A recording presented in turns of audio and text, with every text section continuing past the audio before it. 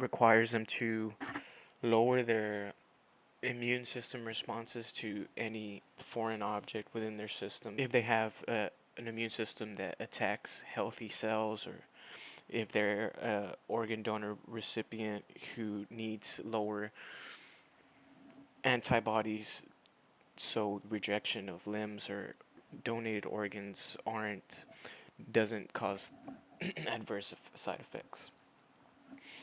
Here we have COVID cases in San Antonio. This is as of last month, and we are not one of the higher counties within Texas, but there's definitely an ongoing problem in regards to vaccination. And here we have on the next slide the amount of people vaccinated through February and November in 2021. And here we have the 8 different age groups. So we have almost everybody uh, age 12 and up who has one dose, and in total we have about 77% with at least one dose, and about 65 with two.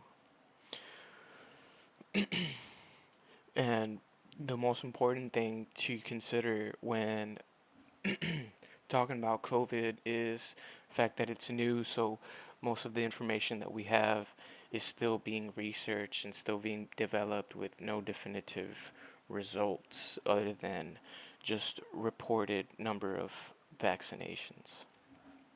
And we can see that the total number of deaths here, COVID 19, even though it's so new, it's in the top five, with only cancer, heart disease beating it in terms of total deaths. We can see that stroke, other respiratory diseases, Alzheimer's, diabetes, and even suicide are way lower than COVID. So this points to a significant problem that we have in today's society.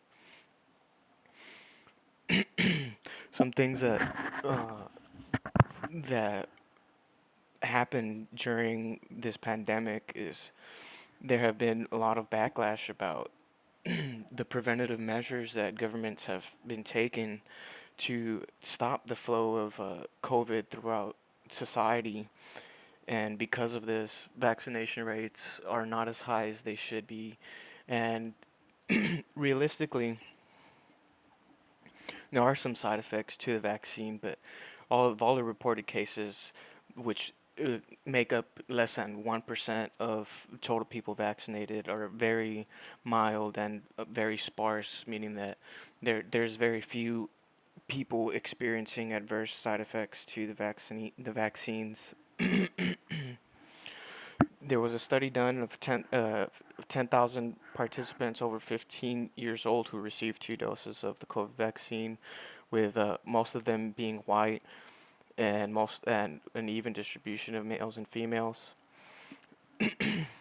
After the study was done 10 months after for a period of 10 months after the second dose, and in that period, 5.4% tested positive for COVID, and none of them were hospitalized, and only 6.6% reported any mild side effects. The most severe side effects or adverse events that occurred during this study were myalgia, arthralgia, and a headache, which is just a pain in your body generally, in the joints or in the head. uh, a very small percentage of people uh, experience any other types of disorders, such as pain in the nerves or swelling. The vaccine showed an efficacy of 95.6%, meaning that of all the people vaccinated, their resistance to the disease was very high, meaning that there was no hospitalizations and only 2 severe cases which occurred in the placebo group, meaning that they didn't receive the vaccines.